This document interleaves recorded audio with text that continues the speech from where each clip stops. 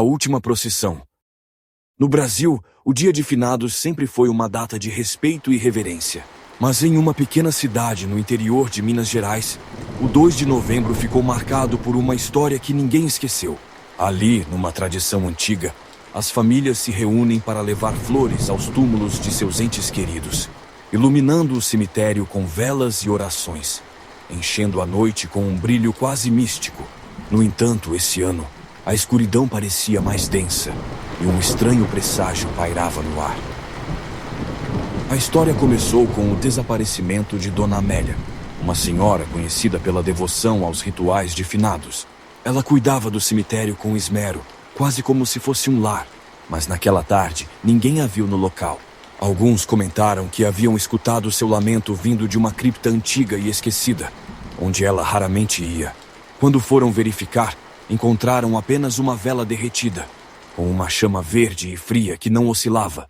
Era como se estivesse acesa há séculos. E então, sem explicação, o sino da igreja tocou sozinho, ecoando uma melodia sombria e arrastada. Ao cair da noite, a neblina cobriu as ruas da cidade, e as pessoas que foram ao cemitério sentiam como se estivessem sendo observadas. Vozes sussurradas, risos abafados e passos que ecoavam no chão de terra. Enquanto todos colocavam flores, um grupo de crianças apontou para uma figura parada no fundo do cemitério. Era uma mulher alta, envolta em um véu negro, com olhos que brilhavam num tom esverdeado. Ela não se mexia, mas seus olhos seguiam cada movimento da multidão. Ao reconhecê-la como Dona Amélia, um silêncio pesado tomou conta de todos. Ao invés de se afastarem, os presentes sentiram um impulso estranho de seguir a figura, que começou a andar, lenta e graciosamente, em direção à antiga cripta.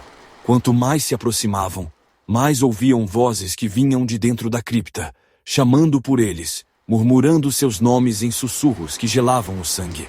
Aqueles que hesitavam eram tomados por um medo paralisante e um frio mortal que subia dos pés à cabeça. Dentro da cripta, descobriram um cenário macabro.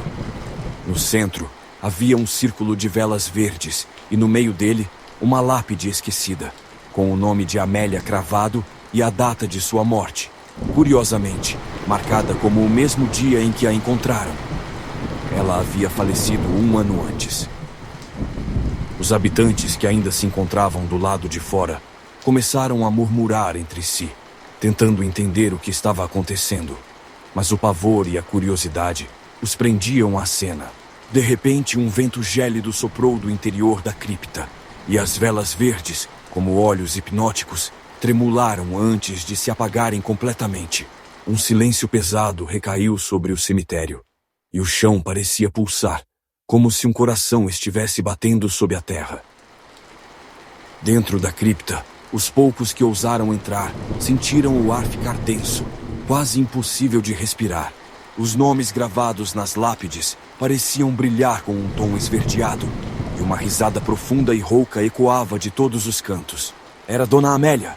Sua figura, antes distante e imóvel, agora estava parada na entrada, bloqueando a saída. Ela começou a falar em um tom baixo, quase como um canto fúnebre, entoando palavras de uma língua esquecida, enquanto seus olhos vazios fitavam o grupo. Cada palavra que ela pronunciava parecia puxada pelas almas dos vivos para mais perto do chão.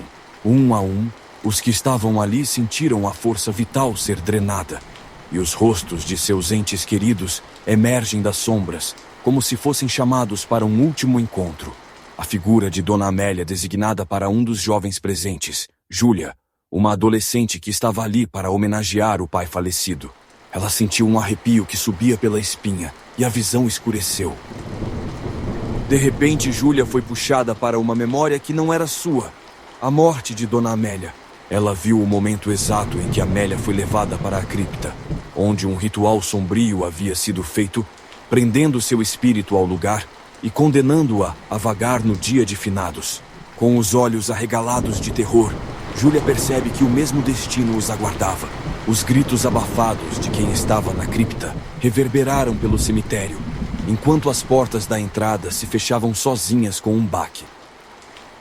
As pessoas que estavam do lado de fora correram em direção à saída, ameaçando um peso inexplicável nos ombros, como se mãos invisíveis tentassem puxá-los de volta para a cripta. Mas ao olhar para trás, viram que Dona Amélia não estava mais sozinha. Silhuetas translúcidas, como sombras de antigos moradores da cidade, caminhavam ao seu lado. Eram almas que tinham sido presas, ano após ano, na mesma procissão de finados, condenadas à permanência ao lado da zeladora amaldiçoada.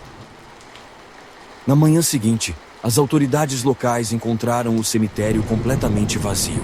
Todas as flores feitas murchadas e as velas, estranhamente, estavam intactas, exceto pelo pavio negro. Ninguém se lembrava das pessoas desaparecidas, como se nunca houvesse existido. E a cidade silenciosa, em um silêncio sombrio. Desde então, dizem que em cada dia de finados, uma procissão de almas pode ser vista entrando na cripta antiga, e aqueles que tentam assistir à cena jamais voltam para contar. Ao cair da noite, apenas uma criança ousou ficar para ver a tal procissão de almas.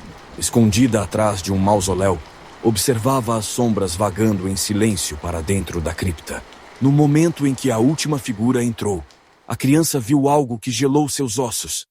A figura de Dona Amélia virou-se lentamente em sua direção, como se fossem informações que estavam sendo observadas. Seus olhos verdes e vazios se fixaram no pequeno observador. E, de dentro da cripta, uma voz sussurrante chamou o nome da criança, suave, mas irresistível. Apavorada, a criança correu para casa, mas a sussurrada a acompanhada, ecoando em seus ouvidos como um chamado eterno.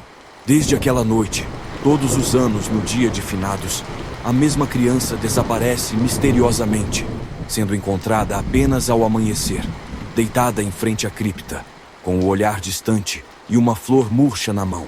Dizem que agora ela mesma é uma parte da procissão, destinada a repetir a caminhada sombria por toda a eternidade.